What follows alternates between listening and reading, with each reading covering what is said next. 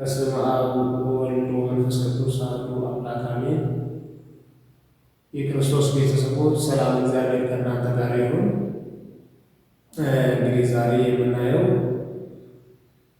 ስለ አቋቋም ትምህርት ነው ማለት ነው። አቋቋም ትምህርት እንዴት አውቃለሁ፣ አቋቋም ትምህርት እንዴት በቶሎ መረዳት እችላለሁ የሚለውን እናያለን ማለት ነው። እንግዲህ በአቋቋም ትምህርት ውስጥ እንደሚታወቀው ሰረገላ የሚባሉ አሉ። እነዚህ ሰረገላ ደግሞ እንዴት እንደሚጮሁ ስልታቸው እንዴት እንደሆነ በዚህ ትምህርት እናያለን ማለት ነው። በጣም ቀለል አድርገን እናያለን ማለት ነው። ይሄኛውን መሰረት ያዝን ማለት ምንም አቋቋም ለእኛ የሚያስቸግር ትምህርት አይሆንም ማለት ነው። ስለዚህ ይህንን መሰረት የሆነ ነገር ተከታትለን አቋቋም በተለው አቀላጥፈን አውቀን ስርዓተ ማኅሌቱን ከሊቃውንቱ ጋር አብረን እናገለግላለን ማለት ነው። ስለዚህ የትምህርት ሄዱ አብረን እናይ። እንግዲህ በአቋቋም ትምህርት ውስጥ ቅድም እንዳሉት ሰረገላ የሚባል ነገር አለ ማለት ነው። እንግዲህ ቤዛ ሰረገላ እንደምታዩት እዚያ ጋር ቤሰ ተብሏል። ቤሰ ይላል እዚያ ጋር። ቤሰ ማለት ቤዛ ሰረገላ ማለት ነው። ቤዛ ሁሉ ዓለም የሚለው ቤዛ ሁሉ ዓለም ዮም ተወልደ ከሚለው የመጣ ቃል ነው ማለት ነው። ቤ የሚለው ቤዛ ሰረገላ ማለት ነው። ደግሞ ሰረገላ ማለት ነው እንደነገርኳችሁ። አሁን እንግዲህ ይሄ ቤዛ ሰረገላ እንዴት እንሰረግለዋለን የሚለው ነገር ነው ያለን። እንግዲህ ቤዛ ሰረገላ ስንል በ30 ወዝ ነው የምንሰረግለው። ወዙ 30 ነው ማለት ነው። እንግዲህ 30 እንዴት ነው የሚለው ደግሞ እናያለን ማለት ነው። እንግዲህ 30 እዚህ ጋር ተተበት በዚህ ገጽ እዚህ ጋር ያለች ናት።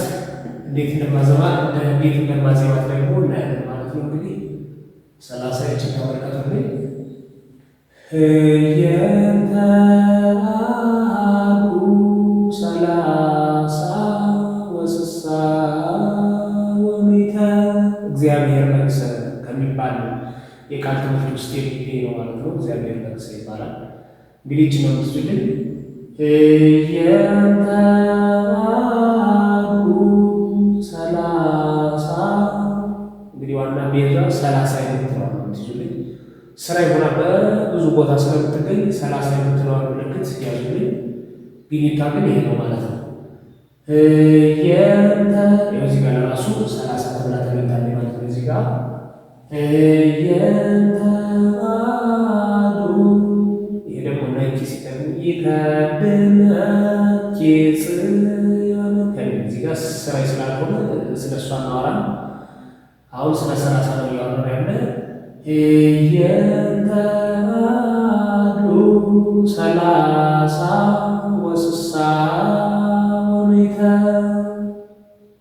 ይችን ያዙ። እንግዲህ 30 የምትለዋል ያዙ ማለት ነው። እንግዲህ ቤዛ ሰረገላ ለመስረገድ 30 ያለችውን ወዝ ወስድና 30 መጨረሻው ማለት ነው። 30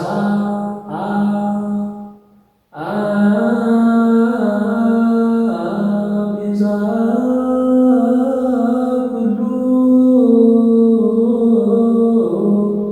ዓለም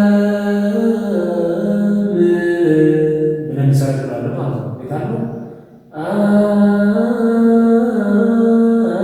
ሲጀምር 30 የምትለዋል ወዝ ወሰድ 30 ልብ በሉልኝ።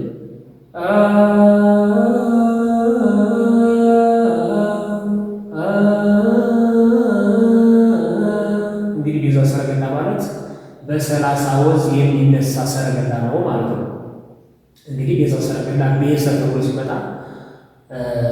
ስታገኙ ተብሎ እንደሚሰረግም ወይም እንደሚዜም ልታስተውሉ ይገባል ማለት ነው። በጣም ቀላል ነው እንደነገርኳችሁ። ይችኛዋን መሰረት አድርገን በዚህኛው መሰረት መልክ 30 የምትለዋን መሰረት ከያዝ በኋላ ቤዛ ሰረገላ አይጠፋም ማለት ነው።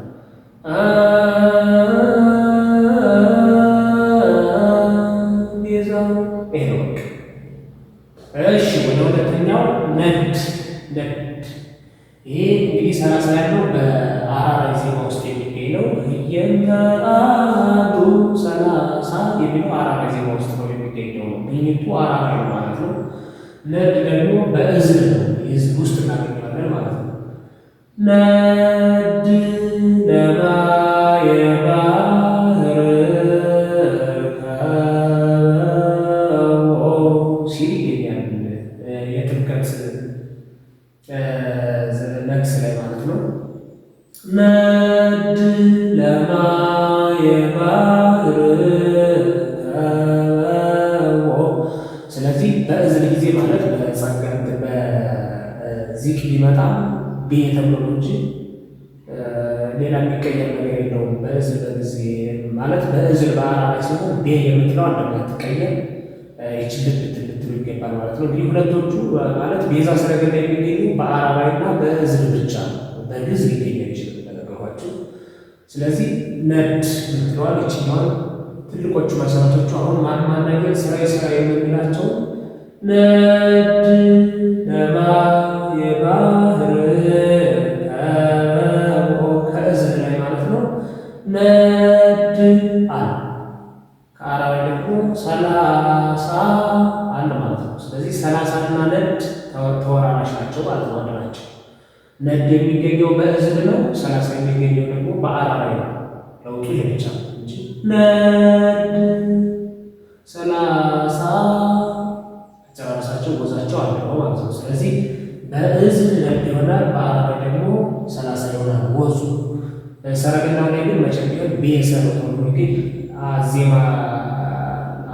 ማለት የምናዜምበት ስልት ተመሳሳይ ነው ማለት ነው። እዚህ ላይ ስናዜመው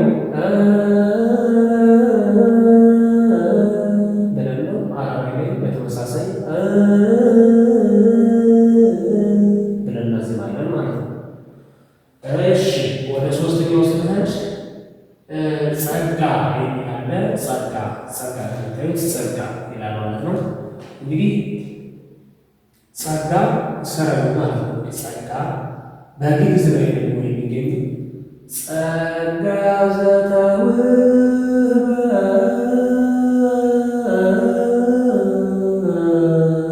ይላል። እንግዲህ ጸጋ ይሄን ግዕዝ ከመሆኑ በስተቀር አጨራረሱ ያው ከነድ ጋር ተመሳሳይ ነው፣ ከ30 ጋር ተመሳሳይ ነው። ግን ግኝቱ ትንሽ የምናዜምበት ስልት ትንሽ ገመቅ ያለ ይመስላል። ጸጋ ዘተውህበ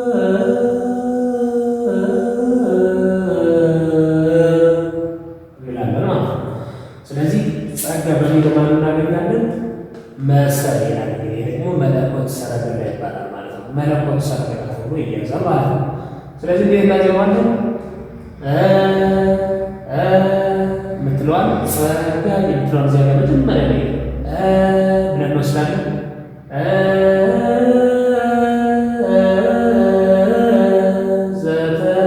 ዘተገብረ ከሚለው ወደ በደብረ ቁስቋም ከቁስቋም አሁን ላይ እናገኛለን ባጭሩ ማለት ነው። ሌላ ርቀት ሳንሄድ ከቁስቋም ዘተገብረ በደብረ ቁስቋም ከሚለው እናገኘዋለን ማለት ነው። ስለዚህ እንዴት ነው ያልኩት? ጸጋ ዘተውህበ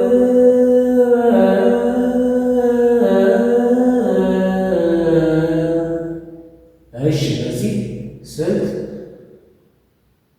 መለኮት ሰረገላን ስናዜም ደግሞ መጀመሪያ ጸጋ ሰረጋ ወስደን ማለት ነው። ጸጋ ያለቻ ወስደን የመጀመሪያ ወዙን ማለት ነው። ለምሳሌ ይሄ ታው የሚችለው የዚህ ሰረገላ ጸጋ ነው ማለት ነው።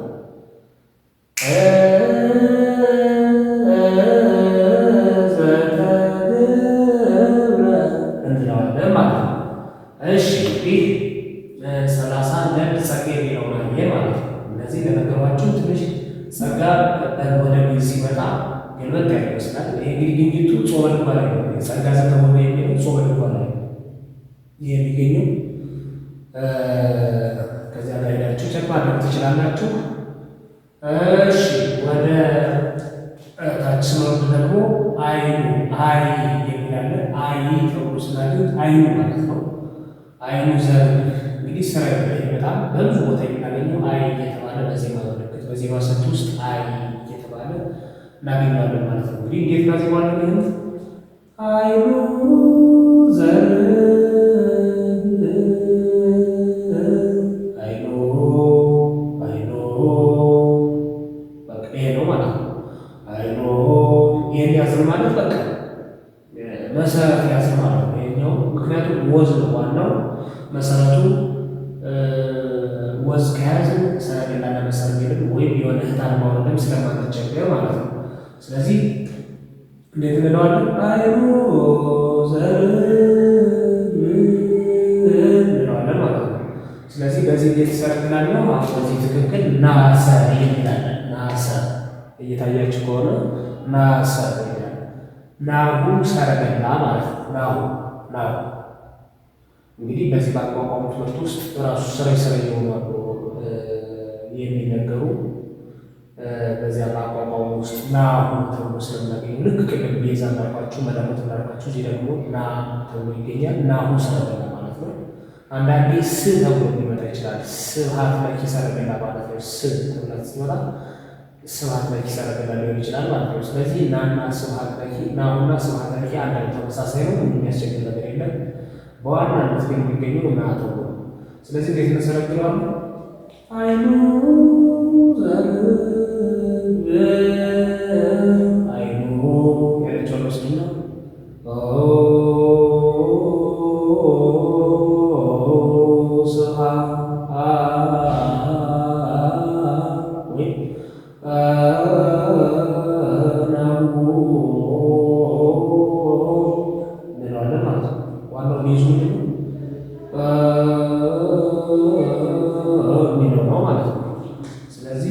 ይሄኛው በአራራይ ያደረግባችሁ ይሄ ቃል ትምህርት ውስጥ የሚገኝ ስራዬ ነው። አርያ የቃል ትምህርት አርያ እናገኘዋለን ማለት ነው። አይኑ ዘር የሚለው ቃል ትምህርት ላይ ደግሞ ገጾ የሚል አለ። ገጾ የሚለውና አይኑ የሚለው በምን ልዩነት የላቸውም ስናዜም ማለት ነው። ወያርጌ ገጾ አይኑ አጨራርሳቸው አለ። ወያርጌ ገጾ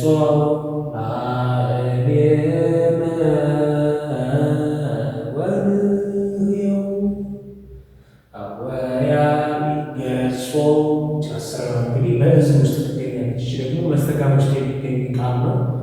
ወያኔ ገጾ ላገኘ የሆነ ይላል። ስለዚህ በእዝን ውስጥ ብናገኘው ግን ናሁ በአራራይ ብናገኘው ና ተብሎ የሚገኝ እንጂ ግዕዝና አራራይና እዝን ስለሆነ የሚቀያየር ነገር አይደለም። ወይና ነው ወይም ስ ነው ሊሆን የሚችለው እዚያ ጋር ናሰ ነው ሊሆን የሚችለው ወይም ስ ሰ ተብሎ ሊገኝ የሚችለው ስብሐት ለኪ ሰረገላ ማለት ነው ተብሎ ሊገኝ የሚችለው አብዛኛው ልክ እንደነገርኳችሁ ናሰ የሚገኘው። ስለዚህ ተመሳሳይ ናቸው ማለት ነው ከዚህ ከአይኑ ከሚለው ጋር ገጾ። ስለዚህ ይህን ያዙልኝ። ቀጥለን ወደ ሶስተኛው እንሄዳለን። ሐዘን ይላለን። ወይ ደግሞ ሐዘን ብሎ እናገኘዋለን። ሐዘን ለአብዳን ወፍሳት ላይ ጾመ ልጓ ላይ የሚገኝ ይህም ሐዘን ብሎ እናገኛለን ማለት ነው። ሐዘን እንግዲህ መሰረት ነው መያዝ ያለብን። ሐዘን ስለምን በሐዘን ደግሞ ምን እንሰረግላለን? በዚህ ወይ ሰ የሚል ነገር አለ። ወይ ማለት ወይ ሌላ ሰረገላ ማለት ነው።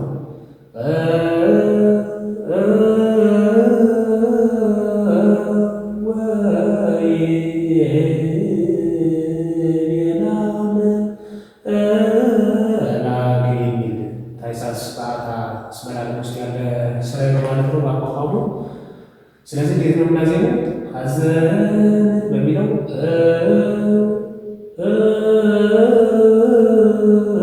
ብለን እናዜምበታለን ማለት ነው። እንግዲህ ይህንን ይመስላል። አጠቃላይ ስራዎቹ ማን ናቸዋል? ሰላሳ አንዴ የሚቀንሰው ሚሉ ሰላሳ ከዚያ ይሄን ቤት አርገና ዜም ነው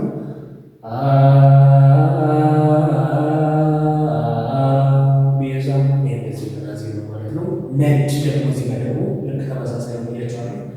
ነድ ልክ አሁንም ቤተሰብ ነው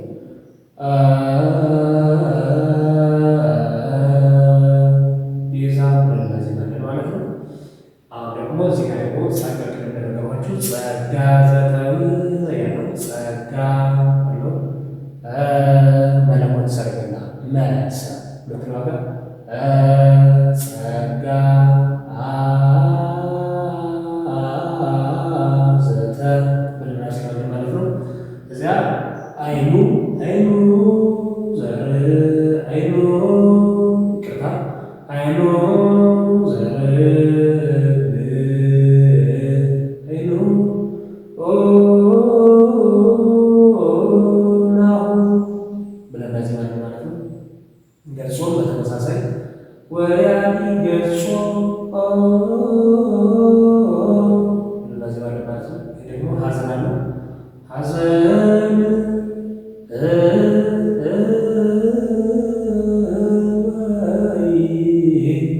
ስለዚህ ተወራራሽ ናቸው ማለት ነው። ይሄ በአራራይ ነድ ደግሞ እዝ ይሄ ደግሞ ጸጋ በግዕዝ ከመሆኑ በስተቀር ተወራራሽ ናቸው። አሁንም ደግሞ እዚህ ጋር አይኑ በአራራይ ገጾ በእዝ ሀዘን በግዕዝ ከመገኘታቸው በስተቀር ተመሳሳይ ናቸው ማለት ነው። እንግዲህ የዛሬ በዚህ በቃናል። ቀጣይ ክፍል ሁለትን እንደዚህ መሰረት የሆኑ ነገሮች ሌሎች የቀሩ ስላሉ ሰረገላዎቹ አሁን ስንቶች አይተናል ማለት ነው። ወደ 3 አካባቢ አይተናል ማለት ነው። ማለት ሌሎ ተመሳሳይ ስለሆነ እንደዚህ መዛም ቦታው 3 አካባቢ አንደኛ ወይ ቤናት ነው ሰረገላ አይተናል፣ ሁለተኛ ናሁ ሰረገላ አይተናል፣ ሶስተኛ መለኮት ሰረገላ አይተናል፣ አራተኛ አራት ማለት ነው ቤዛ ሰረገላ የሚለውን አይተናል ማለት ነው። ስለዚህ የሚመስላል አቋቋም በእነዚህ አይነት ነገር መሰረት ይዘን ካየ ነው በጣም ቀላል ነው። ቀጣይ ክፍል ሁለትን በዚህ መልኩ አዘጋጅላቸዋለሁ። ስለነበረ ጊዜ እግዚአብሔር አምላክ ስሙ የተመሰገነ ይሁን። ይቆያል።